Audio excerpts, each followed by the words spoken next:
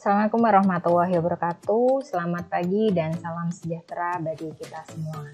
Perkenalkan, nama saya Dwi Septiana Sari, dosen Prodi Pendidikan IPA Fakultas Saintek Universitas IFET dengan NIDN 0611098902. Saya mengajar mata kuliah di bidang kimia dan kependidikan. Pada kesempatan kali ini, saya akan menjelaskan teknik pengajaran yang saya gunakan untuk mengajarkan mata kuliah yang saya ampu, yakni Kimia Dasar 2 dengan bobot 2 SKS. Adapun pemaparan ini adalah dalam rangka unjuk kinerja bukti pelaksanaan Tridharma Perguruan Tinggi bidang pengajaran. Sebelumnya, saya akan menjelaskan terlebih dahulu mengenai mata kuliah Kimia Dasar 2. Mata kuliah Kimia Dasar 2 merupakan mata kuliah wajib Prodi Pendidikan IPA yang diberikan kepada mahasiswa semester 3 yang bertujuan untuk membekali mahasiswa calon lulusan agar memiliki pemahaman yang komprehensif mengenai dasar-dasar ilmu kimia, sehingga nantinya dapat dijadikan bekal pengetahuan untuk mengajar di sekolah menengah pertama. Untuk mencapai hal tersebut, maka mahasiswa diharapkan mampu memahami, membuktikan, dan mengaplikasikan konsep dasar ilmu kimia dalam kehidupan sehari-hari. Adapun materi yang akan dibahas pada mata kuliah Kimia Dasar 2 ini yaitu kesetimbangan kimia, hidrolisis, larutan penyangga atau buffer, kelarutan dan hasil kali kelarutan, hidrokarbon, sistem koloid, dan kimia unsur yang teraplikasi dalam kehidupan. Perkuliahan Kimia Dasar 2 ini saya laksanakan baik dengan mode tatap muka maupun dengan mode daring menggunakan Google Meet, Zoom Meeting, Google Classroom, serta pemberian video pembelajaran. Dalam mendeskripsikan mata kuliah ini, saya menggunakan pendekatan DIA, yaitu Delivery, Interaction, dan Assessment. Delivery terkait dengan bagaimana saya menyampaikan perkuliahan kepada mahasiswa. Ada dua metode yang saya gunakan. Yang pertama adalah metode konstruktivisme, melalui pemberian tugas presentasi kepada mahasiswa berdasarkan bahan diskusi yang sudah saya berikan untuk setiap materinya. Kemudian dilanjutkan dengan pemberian feedback dan pembahasan lebih lanjut dari saya, sehingga mahasiswa terbiasa untuk membangun konsep secara mandiri. Bahan presentasi mahasiswa dapat bersumber dari modul yang saya susun maupun teks berbahasa Inggris. Saya yakin dengan membiasakan mahasiswa untuk belajar menggunakan sumber belajar berbahasa Inggris, mahasiswa dapat menambah vokabularinya dan menambah kemampuan dalam berbahasa asing. Untuk yang kedua, metode yang saya gunakan adalah metode penugasan. Di sini saya berikan tugas proyek kepada mahasiswa untuk dikerjakan secara berkelompok. Melalui penugasan tersebut, mahasiswa menjadi lebih termotivasi dan pemahaman materinya menjadi lebih komprehensif atau menyeluruh. Untuk presentasi tugasnya, saya akan menunjuk mahasiswa secara acak sehingga mahasiswa menjadi lebih well prepared dan siap untuk menerima perkuliahan dengan baik. Kemudian yang kedua adalah interaction, menjelaskan bagaimana saya menjalin interaksi dengan mahasiswa dalam proses perkuliahan ini. Metode komunikasi yang saya gunakan yaitu saya mewajibkan setiap mahasiswa untuk aktif baik bertanya maupun menjawab selama proses perkuliahan sehingga pembelajaran berlangsung secara dua arah. Yang kedua adalah saya menggunakan WhatsApp group dan juga Google Classroom sebagai sarana diskusi lebih lanjut terkait materi yang saya ajarkan dan juga untuk memberikan feedback atau umpan balik terkait dengan penugasan yang telah dikerjakan oleh mahasiswa. Diskusi ini dapat berlangsung di luar jam perkuliahan. Selain itu, pada Google Classroom juga saya akan berikan video penjelasan materi yang bisa mereka lihat kembali atau cermati kembali di rumah, sehingga mereka dapat memahami lebih lanjut materi yang telah diajarkan dengan baik.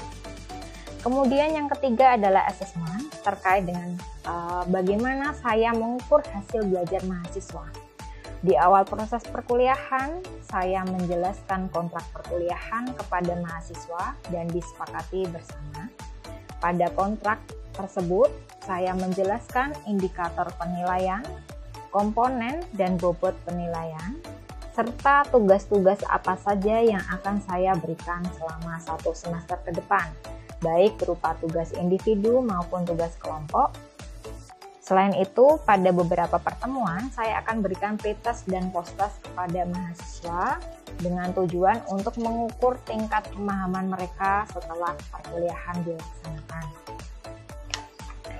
Berdasarkan hal tersebut, mahasiswa dapat memahami apa yang akan dipelajari dalam 1 semester ke depan, dan mereka tentunya dapat membuat strategi pembelajaran yang dapat mendukung pemahaman mereka dengan baik. Berikut adalah contoh bobot penilaian yang saya berikan kepada mahasiswa.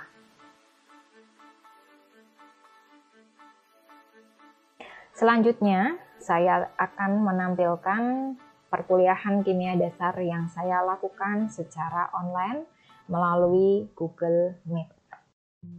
Ya, saya buka terlebih dahulu. Assalamualaikum warahmatullahi wabarakatuh. Waalaikumsalam warahmatullahi wabarakatuh. Ya, selamat siang semuanya. Siang, Bu. Ya, bagaimana kabarnya hari ini? Sehat? Alhamdulillah sehat, Bu. Baik, hari ini kita akan melanjutkan materi kita ya. Nah, hari ini kita akan membahas apa sih? Kita akan membahas mengenai hidrolisis garam. Nah, sebelum itu, ini yang belum masuk berarti ABI ya, yang belum masuk ya. Dan juga ada yang belum masuk yang lainnya? Sudah? ABI saja ya? Oke, Bu Dwi akan share screen terlebih dahulu ya.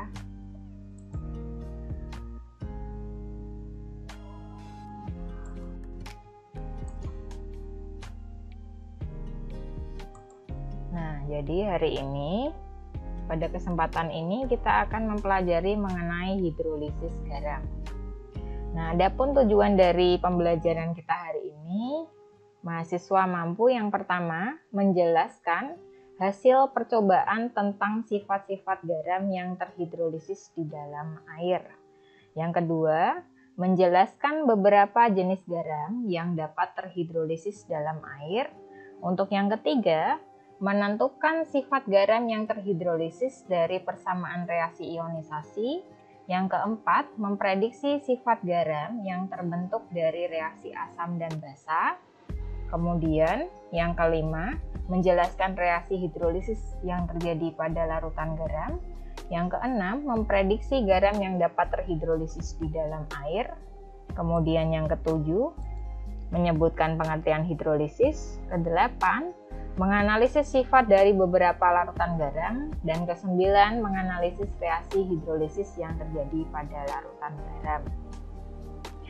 Nah, kemudian untuk referensi yang bisa digunakan adalah modul kimia dasar 2, kemudian buku chemistry edisi 14, ini karangannya Pak Jason Overby dan Raymond Chang, kemudian buku chemistry The Molecular Nature of Matter, ini karangannya Pak Jesperson dan Hislop.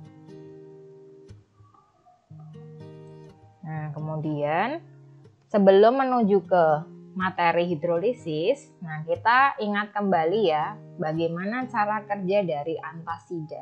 Nah, seperti yang kita ketahui bahwa di lambung kita itu kan ada asam lambung ya yang akan membantu dalam proses pencernaan. Nah, salah satunya adalah asam klorida atau HCl. Nah, asam klorida atau HCl ini di lambung dia memiliki konsentrasi sekitar 0,03 molar. Nah, tetapi ada kalanya karena suatu ini ya, misalnya terjadi proses yang menyebabkan asam lambung kita itu naik, konsentrasinya naik, otomatis akan menyebabkan sakit mah ya. Nah, salah satunya mungkin karena telat makan. Nah, jadi pada saat konsentrasi asam lambung naik ini, hal yang pertama kali yang bisa kita lakukan adalah kita menetralisir terlebih dahulu dengan menggunakan obat yang mengandung antasida. Nah, untuk kandungan obat yang mengandung antasida ini sendiri, ini kandungannya ada beberapa senyawa ya, ada natrium bikarbonat, kemudian ada magnesium hidroksida atau MgOH 2 kali, ada aluminium hidroksida atau AlOH 3 kali, dan juga kalsium karbonat atau CaCO3. Nah, bagaimana cara kerja dari antasida ini sendiri? Nah, untuk yang pertama, untuk senyawa kalsium karbonat sendiri, jadi kalsium karbonat ini dia akan bereaksi dengan HCl, jadi dengan asam klorida yang berasal dari lambung kita ya. Nah, ini akan terjadi reaksi kesetimbangan, ini terbentuk zat yaitu produk CaCl2, kemudian air dan juga gas CO2. Nah, produksi gas CO2 ini menyebabkan kita merasakan sendawa ya. Nah, kemudian untuk yang magnesium hidroksida, ini magnesium hidroksida itu merupakan senyawa yang sukar larut di dalam air. Nah, ini jadi dia akan terionisasi sebagian nih, membentuk ion Mg2+ dan juga 2OH-. Nah, kemudian ion OH- inilah yang akan bereaksi lebih lanjut dengan H3O+ atau ion hidronium dari asam klorida tadi membentuk air. Jadi dia akan menetralisir kelebihan asam lambung di dalam lambung kita sehingga suasananya lambung itu menjadi netral kembali, artinya konsentrasi HCl-nya itu kembali normal seperti semula sehingga sakit mah kita akan sembuh seperti itu. Nah, mungkin untuk cara kerja antasida ada yang ingin ditanyakan? Iya, baik, saya lanjutkan. Ya. Baik. Kemudian, nah sebelum kita masuk ya ke konsep hidrolisis garam, kita lihat dulu simulasi dari penentuan pH larutan ya. Nah, jadi sambil mengingat materi yang telah lalu pada saat pembelajaran asam dan basa, jadi reaksi antara asam dan basa itu kan menghasilkan garam dan air. Jadi di sini reaksi tersebut kita sebut sebagai reaksi penetralan atau netralisasi. Nah, tetapi ternyata garam yang dihasilkan dari proses reaksi penetralan ini itu sifatnya tidak netral semua atau tidak pH-nya tidak sama dengan 7 semua. Jadi tidak selalu sifatnya netral. Nah, kita lihat ya untuk simulasinya sebentar. Sudah terlihat?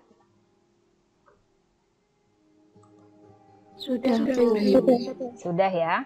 Jadi di sini untuk simulasinya kita bisa melihat nilai pH untuk beberapa jenis senyawa. Di sini bisa memilih asam, kemudian basa atau senyawa yang belum diketahui atau deretan senyawa garam ya. Nah, ini misalnya kita coba untuk yang garam di kelompok pertama ya. Nah, kita lihat yang paling mudah kita temui dalam kehidupan sehari-hari kita adalah natrium klorida. Jadi di sini kita pilih NaCl ya.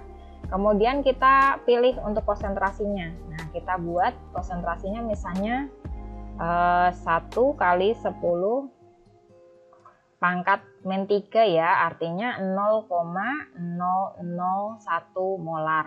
Kemudian volumenya ini bisa kita ubah-ubah, misalnya kita sediakan volumenya 100 ml ya. 100 ml dari larutan tersebut ya. Nah, kita masukkan untuk ini diukur menggunakan alat penguji pH meter ya. Kita masukkan dulu untuk elektrodanya. Kita masukkan. Nah, ternyata di sini terlihat bahwa harga pH-nya adalah 7. Artinya di sini bahwa senyawa NaCl itu sifatnya apa? Asam, basa, atau netral? Kalau pH-nya sama dengan 7. Netral. Netral ya. Netral. Oke, kemudian kita ganti ya. Sekarang kita ganti, misalnya kita pakai NH4Cl. NH4Cl di sini, ini volumenya kita setting lagi 100 ml, konsentrasinya kita mulai dari 10 pangkat min 3. Oke, kita ukur harga pH-nya. Ternyata pH-nya 6,07. Artinya di sini pH larutan NH4Cl bagaimana? Asam atau basa atau netral ini? Sifat larutan asam ya. Kemudian kita ganti ya untuk senyawa garamnya ya. Kita punya NaCN misalnya, NaCN. Nah, ini kita setting lagi untuk volumenya 100 ml. Konsentrasinya segini, kita masukkan. Nah, ternyata garam NaCN ini dia pH-nya 10,12. Ini sifatnya apa ini berarti? Asam, basa, atau netral? Basa ya. Oke. Jadi dari simulasi yang telah kita laksanakan tadi, nah kita tahu bahwa larutan garam itu dia bisa bersifat asam, bisa bersifat basa, ataupun bisa bersifat netral. Nah, oke. Sampai sini cukup dapat dipahami ya. Bisa.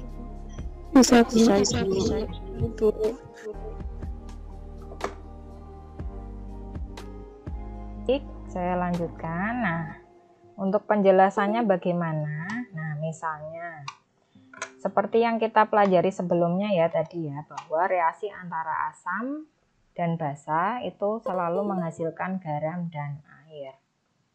Nah, kita tuliskan dulu ya, reaksi pembentukan NaCl itu dapat berasal dari reaksi antara, ada yang tahu pembentukan NaCl itu dari apa? Coba. Kalau NaCl berarti dia punya kation Na+ ya, dan juga anion Cl-. Nah, berarti kira-kira asam sama basanya apa?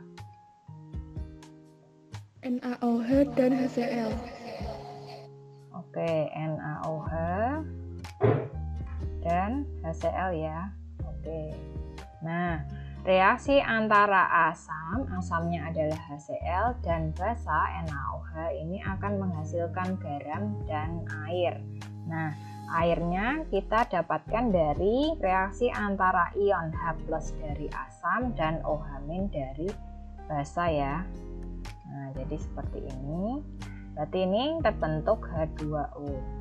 Berarti sisanya untuk garamnya yang akan terbentuk adalah NaCl. Nah, kemudian kalau ini jumlah molnya adalah 1 mol katakanlah, yang HCl juga misalnya pada reaksi tersebut diketahui 1 mol, maka di sini akan bereaksi seluruhnya ya. Dia akan bereaksi 1 mol, ini juga bereaksi 1 mol, membentuk 1 mol NaCl dan juga H2O 1 mol. Maka pada akhir reaksi, ini NaOH-nya akan habis, HCl-nya juga habis, terbentuk 1 mol NaCl dan juga 1 mol H2O. Nah, kemudian bagaimana pH larutan yang terbentuk dari reaksi antara NaOH dan juga HCl? Ternyata pH larutan yang terbentuk itu sifatnya netral atau memiliki pH sama dengan 7. Nah, jadi dari sini kita bisa lihat ya. Oke, kemudian bagaimana kalau garamnya itu tersusun atau dia diperoleh dari reaksi antara asam lemah atau Ha dan juga basa kuat. Nah, jadi misalnya kita punya garam ya, misalnya kita punya garam, saya tuliskan misalnya La. Untuk L-nya ini mewakili dari kation dari basa kuat, kemudian untuk A-nya ini dari anion asam lemah. Misalnya kita punya garam KF. Nah, ini kan berarti berasal dari KOH, dari reaksi KOH dan juga HF ya. KOH-nya itu sifatnya basa kuat, sementara HF-nya ini sifatnya asam lemah. Nah, bagaimana ini? Nah, jadi ketika garam KF ini kita larutkan di dalam air, dia akan membentuk anion amin. Nah, anion amin ini dia akan cenderung bereaksi dengan air dengan menangkap proton atau ion H+. Kemudian untuk membentuk molekul netral. Jadi ini KF itu kalau kita ionisasi ya. Ini jadi kalau dilakukan di dalam air dia akan terionisasi menjadi K+ dan juga F-. Nah, ternyata untuk ion F-nya ini dia akan bereaksi lebih lanjut. Nah, bereaksi lebih lanjut dengan air ini membentuk asamnya yaitu HF dan juga ion OH-. Nah, kemudian hal yang sama terjadi juga pada garam yang berasal dari basa lemah dan juga asam kuat. Misalnya kita punya CuCl2 ya, misalnya. CuCl2 ini berasal dari basanya itu CuOH 2 kali, kemudian dengan HCl ya. Nah, jadi ini kalau kita ionisasi CuCl2 itu akan menghasilkan ion Cu2+ dan juga 2Cl-. Nah, kemudian ion Cu2+ ini, kationnya ini dia akan bereaksi lebih lanjut ya dengan air ya. Nah, bereaksi lebih lanjut dengan air, berarti ini dengan H2O, ini akan membentuk basa. Basanya yaitu CuOH 2 kali plus H+. Nah, jadi di sini pada contoh yang saya berikan ini kita bisa menyimpulkan ya, kalau pada garam KF ini ternyata dihasilkan ion OH- ya. Jadi nanti sifat garam dari KF itu adalah basa.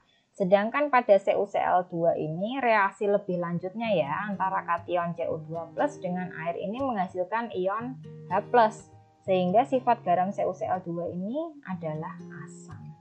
Nah, kemudian ini disebut reaksi apa sih antara kation atau anion ini dengan air? Nah, ternyata kita sebut sebagai reaksi hidrolisis. Jadi reaksi hidrolisis itu adalah reaksi antara anion dan juga kation dengan air yang melibatkan pemutusan ikatan O dengan H.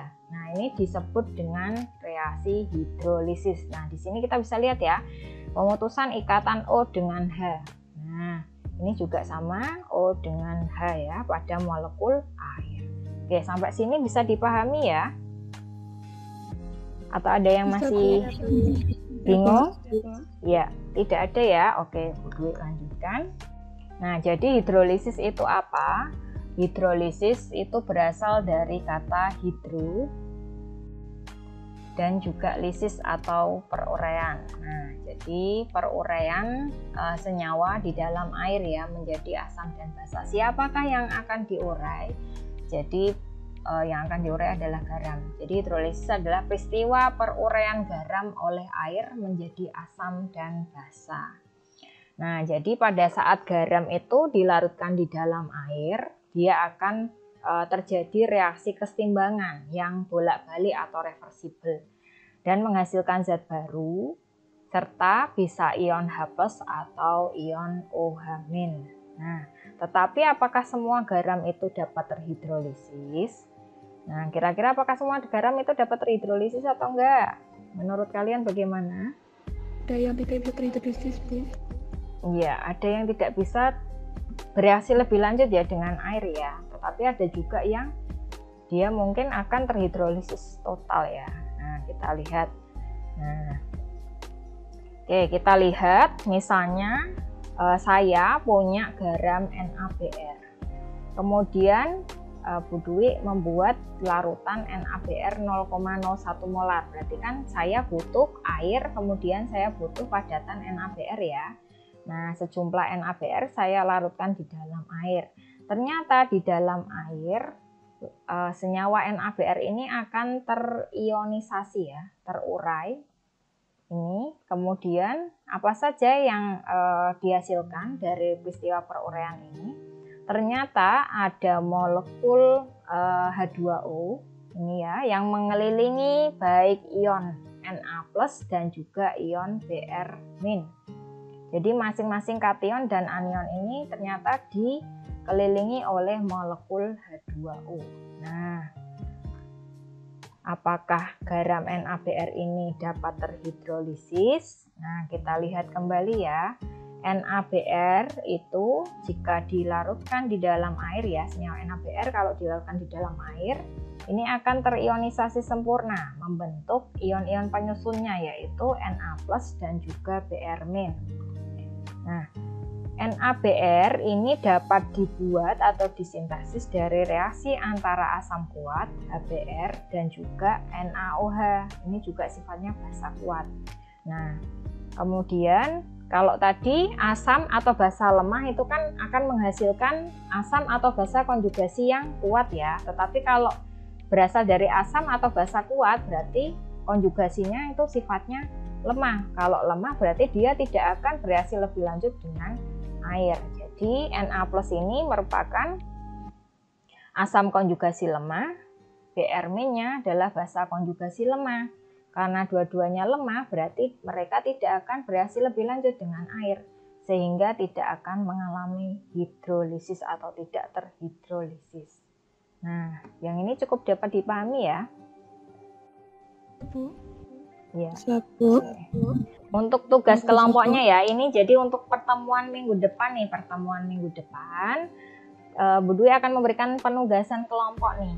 Nah, rancanglah praktikum sederhana untuk membuktikan konsep hidrolisis garam dengan alat dan bahan-bahan yang ada di sekitar kalian.